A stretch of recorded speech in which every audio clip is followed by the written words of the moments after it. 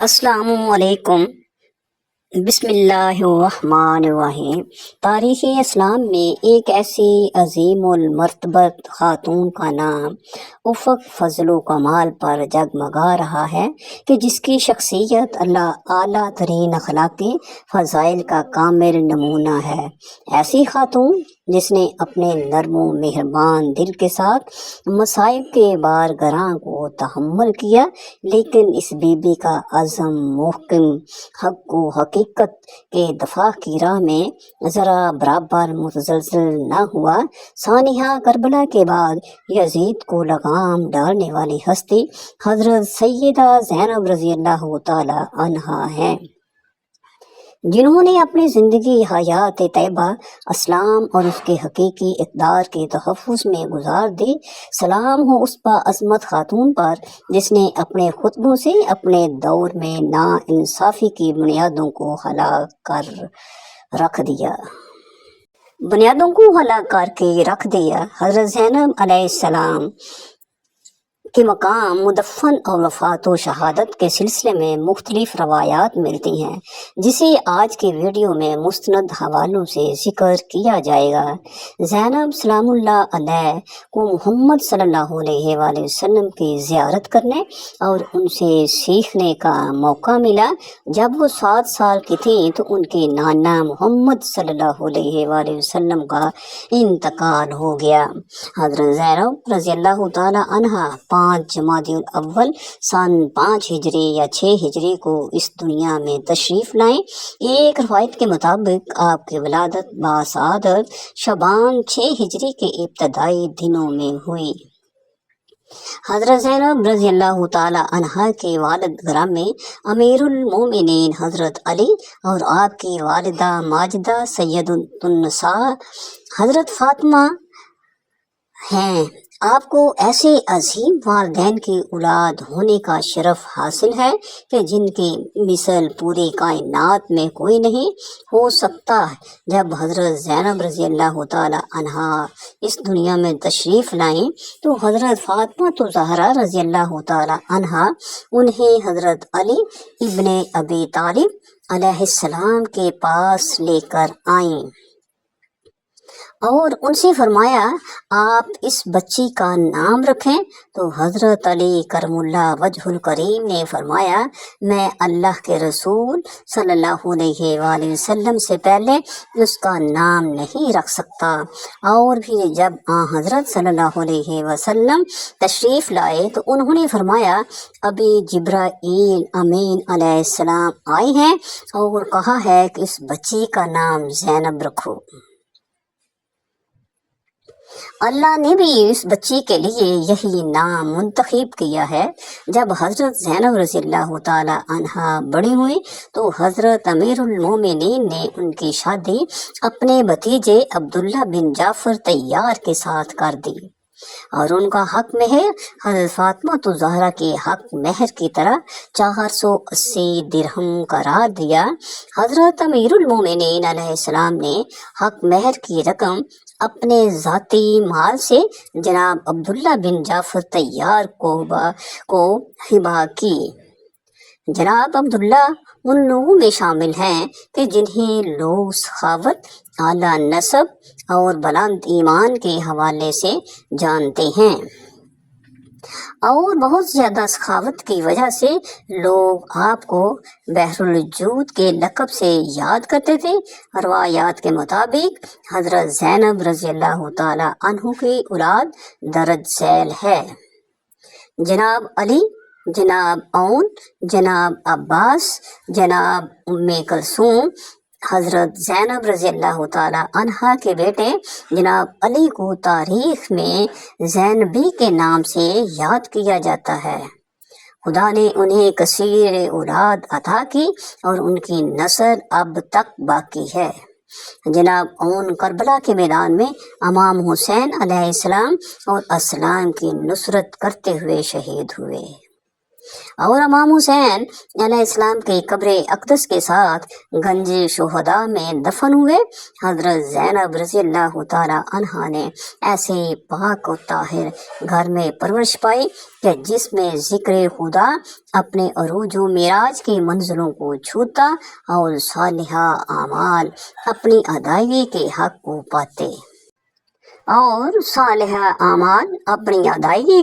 پاتے جس میں حضرت علی علیہ السلام کے علم و حکمت کی سرپرستی ہوتی، جہاں حضرت فاطمہ زہرا کے لطف و کرم کا سایہ رہتا، جہاں جوانان جنت کے سرداروں کی ہر وقت مجلس نصیب ہوتی، ایسے عظیم گھر میں تربیت و پرورش پانے والی شخصیت کا حق یہی کہ وہ ہر کمال کے اعلیٰ ترین مراتب پر فائز ہو۔ یہی وجہ ہے کہ حضرت زینب رضی اللہ تعالی عنہا میں وہ تمام اعلیٰ صفات، کمال اور فضائل پائے جاتے تھے کہ جن کی مثال کسی بھی خاتون میں ملنا ناممکن ہے۔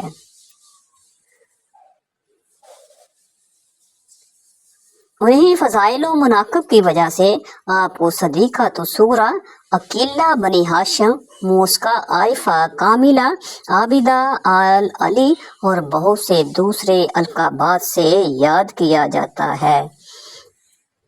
اس میں کوئی مبالغہ نہیں کہ بھائی بہن کا جو عظیم تعلق امام حسین علیہ السلام اور حضرت زینب رضی اللہ تعالی عنہا کے درمیان موجود تھا، نہ تو ایسا تعلق تاریخ میں پہلے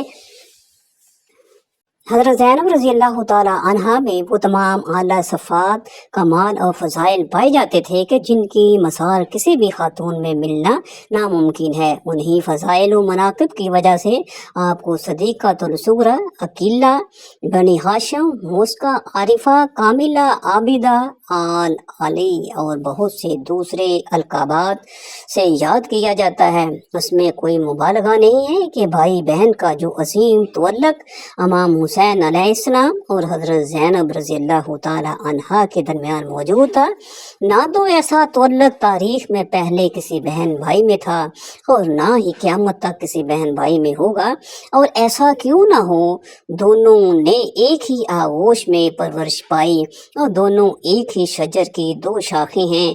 روایت میں ہے حضرت زینب رضی اللہ تعالی عنہا کے اس دنیا میں آنے کے بعد ایک دن حضرت فاطمہ زہرا اپنے بابا رسول خدا صلی اللہ علیہ وآلہ وسلم کے پاس گئیں اور ان سے فرمایا، اے میرے بابا جان، میں زینب میں ایک عجیب چیز کا ملاحظہ کیا ہے۔ تو رسول خدا صلی اللہ علیہ وآلہ وسلم نے فرمایا، وہ کیا چیز ہے؟ تو حضرت فاطمہ زہرا رضی اللہ تعالی عنہا نے فرمایا، جب تک حسین گھر نہیں آ جاتا زینب روتی رہتی ہے، اور جب حسین گھر میں آ جائے تو زینب اپنے بھائی حسین کی طرف رخ کر لیتی ہے اور دیر تک اپنے بھائی کو دیکھتی رہتی ہے۔ جب رسول خدا صلی اللہ علیہ وآلہ وسلم نے یہ بات سنی تو انہوں نے رونا شروع کر دیا اور فرمایا، مجھے جبرائیل امین علیہ السلام نے ان مصائب کے بارے میں بتایا ہے کہ جو حسین اور زینب پر ڈھائے جائیں گے۔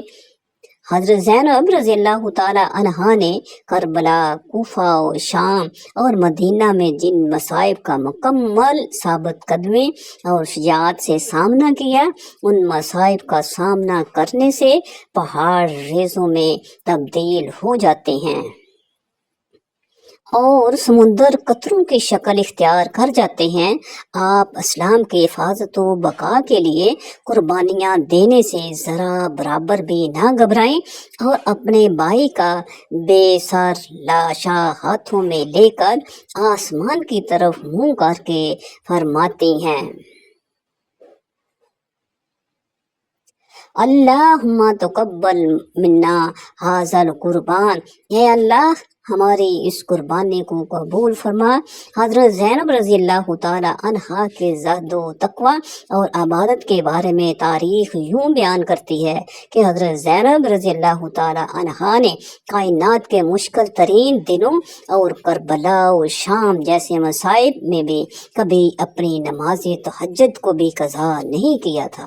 سبحان اللہ۔ फाजिल कायनी लिखते हैं, हजरत इमाम सज्जाद अलैहिस्सलाम फरमाते हैं कि शाम जाते हुए मेरी फूफी ज़ैनब रज़ी अल्लाह तआला अन्हा ने रास्ते के तमाम तर मसाइब के बावजूद अपनी नमाज तहज्जुद तक कज़ा ना की। एक दिन मैंने देखा कि मेरी फूफी बैठकर नमाज पढ़ रही हैं, तो मैंने उनसे यूं बैठकर नमाज पढ़ने का सबब पूछा, तो उन्होंने फरमाया, मैं भूख और कमजोरी की शिद्दत की वजह से बैठकर नमाज पढ़ रही हूँ। उसकी वजह ये थी कि असीराने करबला को जालिम जो खाना देते थे वो इंतहाई कम होता था, जिसकी वजह से बीबी अपना खाना भी बच्चों में तकसीम कर देती थी। रवायात में मज़कूर है कि जब हज़रत ज़ैनब रज़ी अल्लाह तआला अन्हा अपने बाबा के साथ कूफा में रहती थीं, तो उस वक्त वो अपने घर में औरतों को कुरान की तफसीर पढ़ाती थीं। हज़रत ज़ैनब रज़ी अल्लाह तआला अन्हा के पर्दे का ये आलिम था कि यकी मासनी कहता है कि मैं मदीना में हज़रत अमीरुल मोमिनीन के पड़ोस में रहता था, लेकिन खुदा की कसम ना तो मैंने कभी हज़रत ज़ैनब रज़ी अल्लाह तआला अन्हा को देखा और ना ही कभी उनकी आवाज़ सुनी। जब हज़रत ज़ैनब रज़ी अल्लाह तआला अन्हा अपने नाना रसूल सल्लल्लाहु अलैहि वसल्लम की कब्र की ज़ियारत के लिए जाती, तो रात के वक्त ज़ियारत के लिए घर से निकलती और उनके दाएं तरफ हज़रत इमाम हसन होते और बाएं तरफ हज़रत इमाम हुसैन होते और उनके आगे आगे हज़रत अमीरुल मोमिनीन खुद चलते। और जब वो कब्र के करीब पहुंचे तो हज़रत अमीरुल मोमिनीन आगे बढ़कर चिराग को बुझा देते। एक दफ़ा इमाम हसन ने अपने बाबा से चिराग बुझाने का सबब पूछा, तो इमाम ने फरमाया, मैं नहीं चाहता कि किसी की नज़र तुम्हारी बहन ज़ैनब पर पड़े। हज़रत ज़ैनब रज़ी अल्लाह तआला अन्हा को ऐसे अलमनाक और पर्दा व मसाइब का सामना करना पड़ा कि जिससे कम सिन बच्चे की भी बाल सफ़ेद हो जाते हैं। मलकाए कायनात की इस अजीम बेटी ने अपने तमाम अजीज़ों को यके बाद दीगरे शहीद होता हुआ देखा।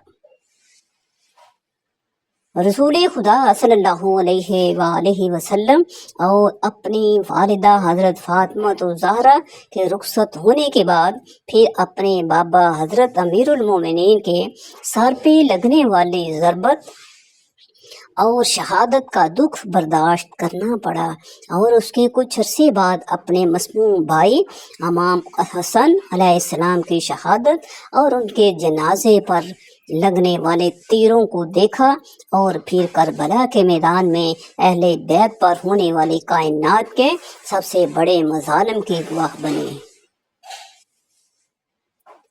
और रसूलुल्लाह सल्लल्लाहु अलैहि वसल्लम की नवासी होने के जुर्म में कैदो बंद की मुसीबतों को बर्दाश्त किया, लेकिन इन तमाम मसाइब के बावजूद अपने मौक़िफ़ पर ऐसे साबित कदम रही कि पहाड़ अपनी जगह से हिलते हैं तो हिल जाएं, लेकिन रसूलुल्लाह सल्लल्लाहु अलैहि वसल्लम की नवासी की साबित कदमी में ज़रा बराबर फ़र्क न आया।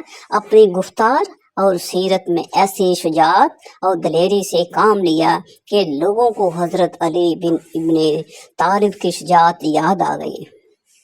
सब्र और दानाई में अपनी वालिदा हज़रत फ़ातिमा ज़हरा रज़ी अल्लाह तआला अन्हा की शिबिया बनकर तारीख के सफ़हात पर ज़ाहिर हुई।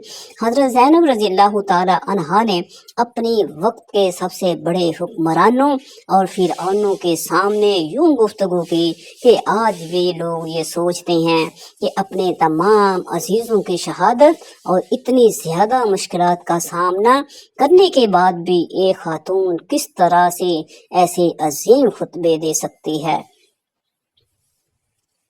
हज़रत ज़ैनब रज़ी अल्लाह तआला अन्हा ने अपनी कुव्वते गुफ्तार के ज़रिए कूफा व शाम में हर बोलने वाले को खामोश करवा दिया और अपने खुतबों के ज़रिए इमाम हुसैन अलैहिस्सलाम की मज़लूमाना शहादत اور اہل بیت کی عظمت کو دنیا تک پہنچایا۔ یزید اور اس کی طرح کے موجودہ اور سابقہ ظالم حکمرانوں کی منافقت اور اسلام میں دشمنی کا پول دنیا کے سامنے کھول کر رکھ دیا۔ یہ حضرت زینب رضی اللہ تعالی عنہا کے کوفہ اور شام میں دیے گئے خطبے ہی تھے کہ جنہوں نے یزیدی حکومت کو جڑوں کو ہلا کر رکھ دیا، اور یزید ملعون جیسا دشمن اسیران کربلا کو واپس مدینہ بھیجنے پر مجبور ہو گیا۔ حضرت امام حسین علیہ السلام کی المناک شہادت کے بعد حضرت زینب رضی اللہ تعالی عنہا کی آنکھوں سے نہ تو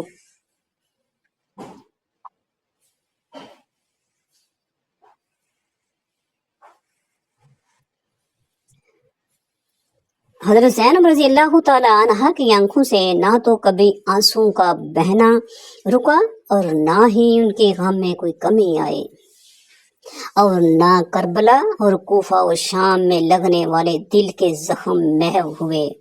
روایت میں ہے کہ جب حضرت زینب رضی اللہ تعالی عنہا نے 62 ہجری کو مدینے سے شام کا سفر کیا تو راستے میں اس درخت کے پاس سے گزرے کہ جس پر ظالموں نے اسیران کربلا کا قافلہ لاتے ہوئے حضرت امام حسین علیہ السلام کا سر اقدس لٹکایا تھا۔ اس درخت کا دیکھنا تھا کہ وہ تمام مصائب پھر سے آنکھوں کے سامنے آ گئے کہ جن کو حضرت زینب رضی اللہ تعالی عنہا نے دیکھا تھا، اور کربلا کے دیے ہوئے تمام زخم دوبارہ تازہ ہو گئے۔ حضرت زینب رضی اللہ تعالی عنہا اپنے بھائی حضرت امام حسین علیہ السلام کی شہادت کے تقریباً 2 سال بعد 15 رجب 62 ہجری اپنے خالق حقیقی سے جا ملے۔ آپ کی قبر کے بارے میں سب سے مضبوط روایت یہی ہے کہ کربلا سے مدینہ پہنچنے کے بعد کچھ عرصہ آپ نے وہاں قیام کیا، اور پھر محرم 62 ہجری میں آپ نے پھر سے اپنے بھائی امام حسین علیہ السلام کے مشن کو دنیائے عالم میں پھیلانے کے لیے اس وقت کے دارالخلافہ دمشق کا رخ کیا۔ یزید کو جب آپ کی دمشق میں موجودگی اور یہ پتہ چلا کہ سیدہ زینب رضی اللہ تعالی عنہا یزید کے خلاف عوام الناس کی عورتوں کو خطبے دے رہی ہیں تو اس نے آپ کو زہر دلوا کر شہید کر دیا۔ کچھ روایات میں آیا کہ آپ کو محل میں نظر بند کیا گیا جہاں پھر آپ کی وفات ہوئی، جبکہ ایک روایت میں یہ ملتی ہے کہ آپ مدینہ سے ابھی دمشق کی سرحد پر پہنچی ہی تھیں، اور آپ اپنے کربلا سے دمشق اور دمشق سے مدینہ کی اذیت ناک سفر کو یاد کر کے اتنا روئی کہ آپ کی روح پرواز کر گئی۔ اس لیے دمشق موجودہ شام میں ہی آپ کو دفنایا گیا۔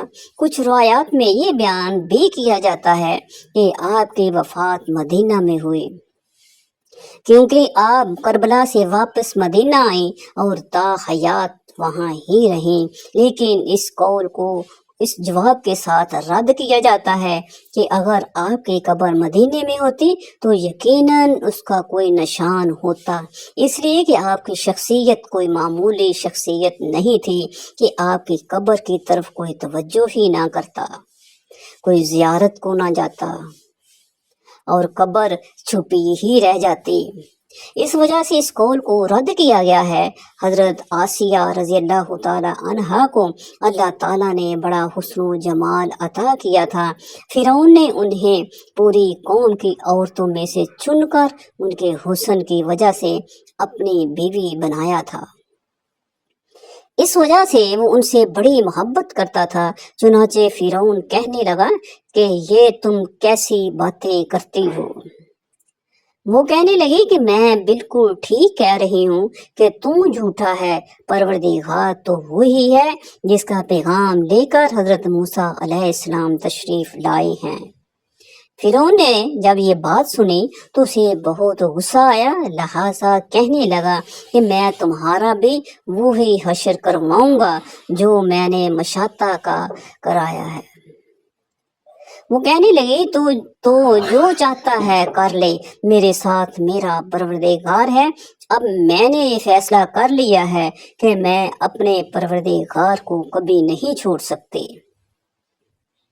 अलबत्ता तेरी हर चीज को लात मार सकती हूँ। जब उसने ये बातें सुनी तो वो फिर दरबार में आया और उसने फिर से लोगों को जमा किया और कहने लगा कि देखो ये कितनी बड़ी साजिश हो गई है।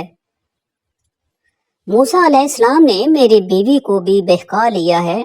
आज मैं इस औरत को या तो मार डालूंगा या फिर वो अपनी बात से हट जाएगी। चुनाचे उसने हजरत आसिया रजी अल्लाह ताला अन्हा को गिरफ्तार करवा दिया। एक वक्त था कि वो मलका थी और उनके इशारे पर नौकर चाकर भाग भाग कर काम किया करते थे। लोग एहतराम की वजह से उनकी तरफ आंख उठाकर भी नहीं देखते थे और आज वो फिरौन के दरबार में मुल्ज़म बनकर खड़ी हैं। सिर्फ अल्लाह की मोहब्बत में फिर फिरौन हजरत आसिया रजी अल्लाह ताला अन्हा से कहने लगा कि तू इतनी आलीशान महल में रहती हो, इतनी नेमतों में पली हो और मैंने तुझे अपनी महबूबा बनाया, लेकिन मैं सब कुछ तुझसे छीन लूंगा। बेहतर तो ये है कि तू अब भी बाज आ जा और मुझे खुदा मान ले। हजरत आसिया रजी अल्लाह ताला अन्हा कहने लगी कि मैंने अब ईमान कबूल कर लिया है, इसलिए मैं अपनी बात से पीछे नहीं हट सकती। चुनाचे फिरौन ने फैसला कर लिया कि मैं इसे 20,000 दूंगा। उसके बाद फिरौन ने सबसे पहले सजा के तौर पर उन्हें रस्वा करने का फैसला किया। चुनाचे उसने कहा कि सबसे पहले उस औरत के जिस्म से लिबास उतार दिया जाए। अब सोचने की बात तो ये है कि किसी मर्द को कहा जाए कि तुझे लोगों के दरमियान बेलिबास कर देंगे तो उसको कैसी शर्म आती है। वो चाहता है कि ज़मीन ही फट जाए और उसमें शर्म में समा जाए। और औरत के अंदर तो अल्लाह ताला ने शर्म और हया ज्यादा रखी है। फिरौन ने उनके जिस्म से लिबास उतरवा दिया और वो कैसी सूरत हाल का शिकार हुई। एक तरफ ईमान है और दूसरी तरफ इम्तहान है, लेकिन वो डटी रही। फिरौन ने कहा, अच्छा अगर अब भी नहीं मानती तो मैं तुझे इस तरह का अजाब दूंगा। चुनाचे फिरौन ने कहा कि उसका मुंह मेरे महल की तरफ करके लटा दो ताकि आखिरी वक्त भी निगाहें उसके मेरे महल पर लगी रहें और उसके ज़हन में ये बात रहे कि उन नेमतों को ठुकरा कर जलील व ख्वार होकर मैं मर रही हूँ। लिहाजा उन्हें फिरौन के हुक्म के मुताबिक लटा दिया गया। उनके हाथों और पैरों में लोहे के कीलें गाड़ दी गई ताकि वो हिल न सके। इसके बाद फिरौन ने लोगों को बुलाकर कहा, उसके जिस्म से खाल उतार दो। उस जालिम ने जिंदा के जिस्म से खाल उतरवा दी। वो भी औरत नाजुक बदन, मगर वो उसको बर्दाश्त करती रही। उन्हें अल्लाह के नाम पर तकलीफ दी जा रही थी। इस तरह उनके जिस्म से खाल को अलग कर दिया गया। अल्लाह की शान देखें कि वो अभी भी जिंदा थी, मगर जिस्म जख्म जख्म बन चुका था। फिरौन का दिल अब तक ठंडा नहीं हुआ था। चुनाचे वो कहने लगा, मिर्चें लाओ और उसके पूरे जिस्म पर मिर्चें छिड़क दो। हजरत आसिया रजी अल्लाह ताला अन्हु के जिस्म पर मिर्चें डाल दी गई तो वो मछली की तरह तड़पने लगी। इस तड़पने की हालत में उन्होंने अल्लाह ताला के हजूर एक दुआ मांगी, ए अल्लाह, फिरौन का महल सामने है और वो ये कहता है कि हमने तुम्हें इस महल से निकाल दिया, आज के बाद तुम इस महल में नहीं जा सकोगी। اس لیے اے اللہ مجھے اس محل کے بدلے جنت میں تیرے پاس ایک گھر چاہیے، اور مجھے فرعون اور اس کے عمل سے نجات عطا فرما۔ اللہ تعالیٰ نے اس حال میں ان کی شہادت کے مرتبے پر فائز فرمایا اور جنت میں حضور اکرم صلی اللہ علیہ وآلہ وسلم کی زوجہ محترمہ بنا دیا۔ ناظرین، 14 صدی عیسوی میں یہ بات مشہور کی گئی کہ آپ مصر کے علاقے قناطر و صبا مدفون ہیں، لیکن بعد میں تحقیقات سے یہ پتہ چلا کہ مصر میں موجود یہ قبر زینب بن یحییٰ بن زید بن حسن علی بن ابی طالب کی قبر ہے، نہ حضرت زینب بنت امیر المومنین حضرت علی کی۔ اللہ اکبر۔ اللہ پاک ہم سب کو اہل بیت کا بغض رکھنے والوں سے دور رکھے اور بروز قیامت ہمارا ٹھکانہ بھی وہاں ہی جہاں حضرت سیدہ زینب سلام اللہ علیہ ہیں۔ اے اللہ ہمیں ہماری نسلوں کو رسول اللہ صلی اللہ علیہ وآلہ وسلم اور ان کی آل کی سچی غلامی نصیب فرمائے اور ہمارا خاتمہ ایمان پر فرمائے۔ آمین ثم آمین۔